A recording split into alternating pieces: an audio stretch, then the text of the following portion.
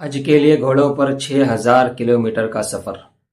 3 ہسپانوی مسلمانوں نے صدیوں پرانی روایت کو زندہ کر دیا ہے۔ پرانے زمانے کے متعلق ہم کو معلوم ہے کہ پرانے زمانوں میں لوگ پیدل اور گھوڑوں پر قافلے کی صورت میں حج کیا کرتے تھے۔ مہینوں پہلے حج کے قافلے روانہ ہوتے تھے اور مہینوں کے بعد دور دراز کا سفر طے کر کے مکہ مکرمہ پہنچتے تھے، لیکن آج 2025 میں 3 ہسپانوی مسلمانوں نے گھوڑوں پر سفر کر کے اپنا حج مکمل کیا ہے۔ یہ 3 ہسپانوی مسلمان جنہوں نے 7 ماہ قبل اپنا سفر شروع کیا تھا اور مکہ مکرمہ پہنچ کر 2025 کا حج انہوں نے ادا کیا ہے۔ مالی مشکلات کے باوجود یہ قافلہ فرانس، اٹلی، سلوونیا، کروشیا، بوسنیا، سربیا، ترکی، شام اور اردن سے گزرا۔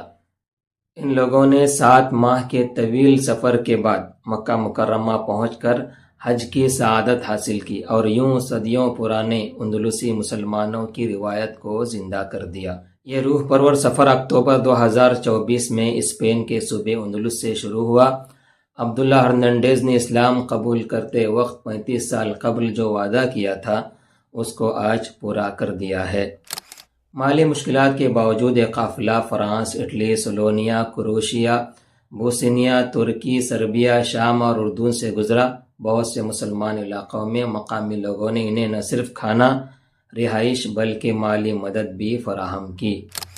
سفر کے دوران مختلف ممالک میں وہاں کے لوگوں نے انہیں بھرپور تعاون پیش کیا۔